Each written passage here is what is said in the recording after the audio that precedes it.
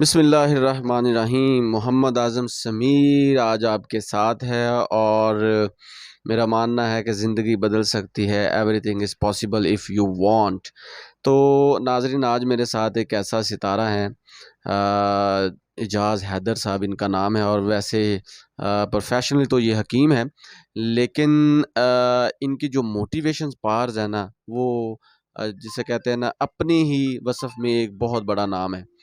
तो आज मेरा यहाँ इनके साथ होना, जो सबसे इम्पोर्टेंट चीज़ है, वो है कि बहुत से ऐसे लोग हैं, बहुत सी ऐसी ऑर्गेनाइज़ेशन है जो हमें बाहर से कुछ नज़र आती हैं, लेकिन अंदर से भी कुछ हैं, और वो जो अंदर से कुछ हैं, वो आज ये बताएँगे। आपने सुना होगा, हाँ, अलाउद्दीन करशी के को दिया गया नाम, जो बाद में बहुत बड़ा नाम बना पाकिस्तान में, बल्कि पूरी दुनिया में।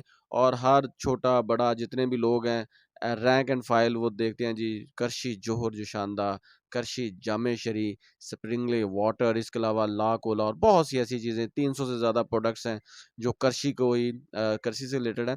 तो आज मैं हकीम एजाज़ हैदर साहब से पूछूँगा करशी के बारे में। करशी इटसेल्फ एक फाउंडेशन है, वो एक इदारा है, वो क्या है? जी, जी इजाज़ हैदर साहब। अस्सलाम वालेकुम सर। सबसे पहले आपका दोबारा मैं मशकूर हूँ कि आपने मुझे मौका दिया कि मैं कृषि का तारुफ़ करवा सकूँ। कृषि के असल में 3 डिपार्टमेंट्स हैं।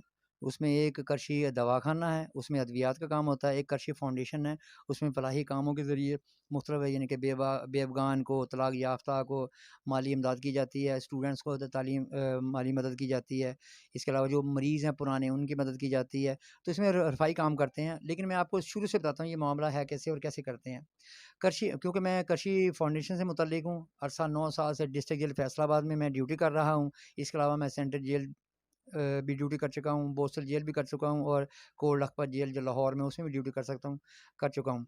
तो कृषि ने क्या किया हुआ है कि अपनी एक सर्विस देते हुए जेल के अंदर जितने भी असीरान हैं या उनके जो ये लेडी सुपरिटेंडेंट हैं, असिस्टेंट सुपरिटेंडेंट हैं, ये तमाम को सहूलत दी जाती है।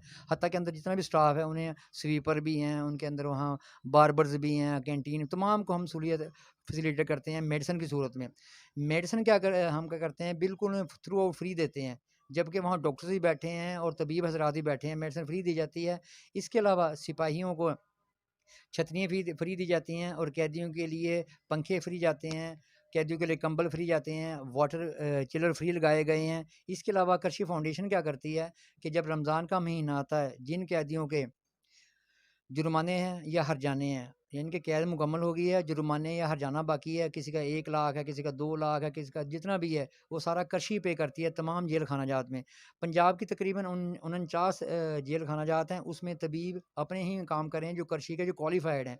इंचार्ज तबीब के लिए वो माँगते हैं 10 साल का तजुर्बा और जो असिस्टेंट तबीब हैं, उनके लिए 5 साल का तजुर्बा लिया जाता है, फिर उन्हें वहाँ ड्यूटी मिल जाती है, फिर तमाम मेडिसिन उन्हें फ्री दी जाती है, अमराज़ आमा हों, अमराज़ मखसूसा या अमराज़ ख़बीसा।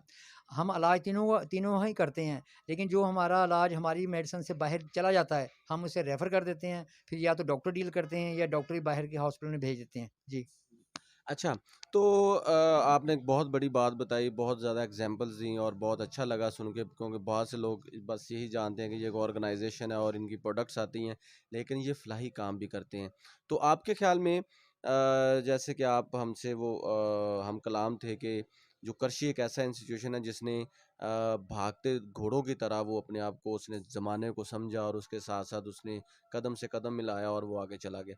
तो आपके ख़्याल में कौन-सी ऐसी चीज़ है जो कृषि को बहुत ज़्यादा ऊपर लेकर गई है, फलाही कामों के अलावा? हुँ। देखिए जी, कोई भी इदारा हो उसकी हर प्रोडक्ट फ़ेम नहीं होती, लेकिन कुछ ऐसी प्रोडक्ट्स होती हैं जो उसे फ़ेम कर देती हैं। इसी तरह कृषि के साथ भी मामला ऐसे है। कृषि की वैसे 300 अद्वियात हैं, लेकिन कृषि की 2 जो अद्वियात हैं या 2 जो प मसनूआत हैं उन्हें क्लिक कर रही हैं। एक उनकी जामी शीरी है। जामी शीरी एक ऐसी उनकी प्रोडक्ट है जो पूरा साल चलती है। गर्मियों में गरीब और अमीर दोनों पीते हैं, सर्दियों में अमीर कस्टर्ड पे डाल के, आइसक्रीम पे डाल के, दूध पे डाल के पीते हैं। इसके अलावा जो दूसरी प्रोडक्ट है वो है जोशांदा। जोशांदा देखें आपको पूरे दुनिया में मिलता है, पूरे पाकिस्तान में मिलता है। अच्छा कृषि ने क्या किया है कि ज़माने की नब्ज़ को देखते हुए उन्होंने उसकी नब्ज़ पकड़ ली है। उसने अब उसमें फ्लेवर डाल दिए हैं कि शुगर फ्री है, चॉकलेट का इसके अंदर इज़ाफ़ा कर दिया गया है। उससे क्या हुआ, एक तो उसका टेस्ट बढ़ गया है, दूसरा उसने अपने ज़माने के साथ अपनी ना रफ़्तार को तेज़ कर लिया है। तो कृषि दवाख़ाने ने जहाँ अद्वियात को बेहतर किया है, वहाँ अपने मेयार को भी बेहतर किया है और मेयार का बेहतर होना ही उसके ना फ़ेम होने का मूजब है। अच्छा, तो हकीम साहब एक एक एक और अदना सा सवाल ये है कि करशी का बैकग्राउंड जो था, जैसे अब आपने बताया कि वो अलाउद्दीन करशी के नाम से फिर आगे इनके जो फाउंडर हैं मोहम्मद हसन हैं। तो आप उनकी फाउंडेशन से लेकर अब तक का जो सफ़र है, वो आप करशी को किस नज़र से देखते हैं? हाँ, थोड़ा-सा हमें मैं इसके पस-मंज़र में जाना पड़ेगा कि लोग शायद ये समझते हैं कि करशी इनका नाम है। असल में ये करशी इनका कोई नाम नहीं है। इसका असल में ये आपको एक वाक़या पेश करता हूँ कि इनके जो आबा-ओ-अजदाद थे मोहम्मद हसन, वो असल में दिल्ली तिबिया कॉलेज में पढ़ा करते थे। तो अजमल खान साहब, हाफ़िज़ अजमल खान साहब उनके उस्ताद थे। तो वो इतने ज़हीन थे कि वो उन्हें कहते थे कि यार आप करशी हो। करशी असल में ऐसे था कि अलाउद्दीन करशी एक ज़माना कदीम में बड़े काबिल तबीब गुज़रे हैं। तो उन्होंने उससे उन्हें तशबीह दे दी। तो हुआ क्या कि वो अलाउद्दीन करशी उनके उस्ताद ने वैसे ही मज़ाकन कहा, लेकिन उनकी ज़ात का हिस्सा बन गया है। उस वक़्त से लेकर अब तक तकरीबन 100 सवा सौ साल हो गए हैं कि करशी का जो ये नाम है, उनके नाम का हिस्सा बन गया है। इसी वजह से उनके हसन मोहम्मद करशी, उसके बाद ये इकबाल करशी साहब हैं, उनके बेटे, फिर रियाज़ करशी थे, फिर आफ़ताब करशी थे, फिर सईद करशी थे। हत्ता कि उनकी औलाद में करशी का नाम उनके साथ बिल्कुल अटैच हो गया, जैसे उनकी ज़ात का हिस्सा बन गया है। जी, तो हकीम साहब ने आज बहुत अच्छी-अच्छी बातें बताई करशी के बारे में जो कि बहुत से लोग नहीं जानते थे। आज वो भी जान गए हैं कि करशी ना सिर्फ़ अद्वियात प्रोवाइड करता है, सर्विसेज़ प्रोवाइड करता है बल्कि फ़लाह के काम भी करता है। वो कहते हैं ना कि करो जो तुम करम अहले ज़मीं पर अल्लाह भी खुश होगा अर्शें बरी पर। तो इसके साथ-साथ एक और चीज़ जो मैंने हकीम साहब की बातों से वो सुनी है, जो जाँचा है, जो उसको परखा है वो ये है कि आप अपने काम के साथ-साथ अगर अल्लाह ताला की मखलूक का भी ख़्याल रखेंगे, तो अल्लाह ताला आपको ज़्यादा से ज़्यादा नवाज़ेंगे।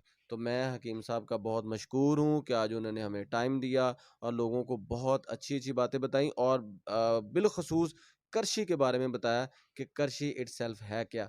तो नाज़रीन ये आप लोगों के लिए एक मोटिवेशन भी है। मोटिवेशन इसमें क्या है? मोटिवेशन ये है कि कभी-कभी इंसान मेहनत करता-करता ऐसे अच्छे काम कर जाता है जो अल्लाह ताला को पसंद हैं और वो अच्छे कामों में अल्लाह ताला ये नहीं फरमाते कि तुम सारा कुछ मेरे लिए ही करो, मेरे लिए ही इबादत वो है, वो करनी है हमें क्योंकि अल्लाह की ज़ात ही इबादत के लायक है। लेकिन इसके साथ-साथ अगर तुम अल्लाह की बनाई हुई मखलूक की खिदमत करोगे, अल्लाह की बनाई हुई मखलूक के लिए आसानियाँ पैदा करोगे, जैसे जेल में इन्होंने बताया कि वो कुछ दे नहीं पाते, वो जुर्माने पे नहीं कर सकते, तो करशी वहाँ पे होता है। वो कहते हैं ना जहाँ कोई नहीं होता, वहाँ पे अल्लाह का बंदा होता है। तो करशी जो काम कर रहा है, वो अल्लाह के बंदों में एक वस्फ़ है। तो हम दुआ करते हैं कि वो करशी ज़्यादा से ज़्यादा और आगे जाए और ज़्यादा से ज़्यादा लोगों की मदद करे और आपको अगर हकीम साहब की कोई बात अच्छी लगी हो, तो इस चैनल को ज़रूर सब्सक्राइब करें क्योंकि मेरा मानना है कि ज़िंदगी बदल सकती है। Everything is possible. Thank you so much.